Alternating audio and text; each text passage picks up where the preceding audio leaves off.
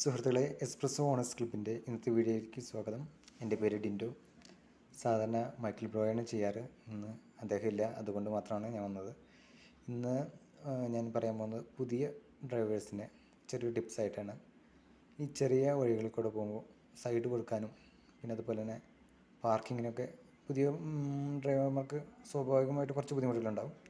അത് കുറയ്ക്കാൻ സഹായകമാകുന്ന ചെറിയ ടിപ്സ് പലർക്കും അറിയായിരിക്കും, എന്നാലും ഞാനൊന്ന് പറയുന്നു.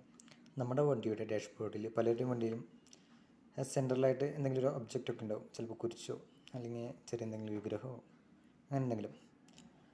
അപ്പോൾ ആ വണ്ടിയുടെ ആ സെൻറ്റർ ഡ്രൈവറുടെ വ്യൂ പോയിൻറ്റിൽ നിന്ന് ആ കാണുന്നിടത്തായിരിക്കും നമ്മുടെ ടയർ ഏകദേശം വരിക.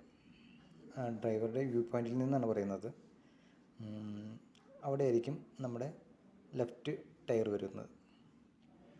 അപ്പോൾ ഡ്രൈവറുടെ സീറ്റിൽ നിന്ന് നോക്കുമ്പോൾ ഡാഷ്ബോർഡിലെ സെൻറ്ററിലെ ഒബ്ജക്റ്റിൽ നിന്ന് ലെഫ്റ്റ് കാണുന്ന ഇപ്പോൾ മരോ പോസ്റ്റ് എന്തായാലും നമുക്കത് വണ്ടിയിൽ തട്ടാതെ കടന്നു പോകാൻ പറ്റും.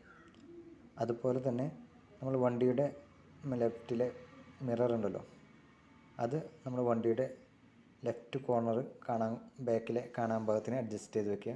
അപ്പോൾ നമ്മൾ ഒതുക്കുമ്പോൾ അവിടെ എന്തോരം സ്പേസ് ഉണ്ടെന്ന് നമുക്ക് മനസ്സിലാവും. സ്പേസ് ഉണ്ടെങ്കിൽ നമുക്ക് കൂടുതൽ ഒതുക്കാൻ പറ്റും. സ്പേസ് ഇല്ലെങ്കിൽ പിന്നെ അവിടെ ഒതുക്കേണ്ട കാര്യമില്ല.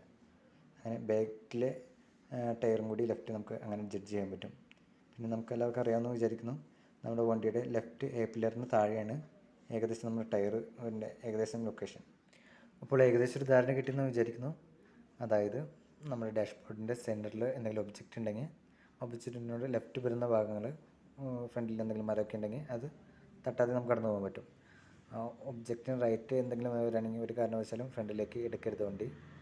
അതുപോലെ തന്നെ നമ്മുടെ ഫ്രണ്ടിലെ മിറർ, ലെഫ്റ്റ് സൈഡിലെ മിറർ ഒന്ന് ബാക്ക് കോർണറും കൂടി കാണാൻ വിധത്തിൽ അഡ്ജസ്റ്റ് ചെയ്ത് വയ്ക്കുക.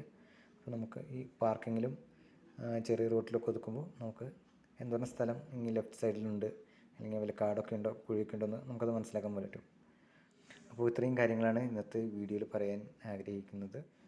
എന്തെങ്കിലും സംശയങ്ങളൊക്കെ ഉണ്ടെങ്കിൽ കമൻറ്റ് ബോക്സിലിടുക. പിന്നെ എല്ലാവരും ചാനൽ സബ്സ്ക്രൈബ് ചെയ്യുക. വീണ്ടും കാണാം. അപ്പോൾ അടുത്ത ദിവസം 9 മണിക്ക് മൈക്കിൾ ബ്രോ വരും. ഓക്കെ, ശരി. Okay, by.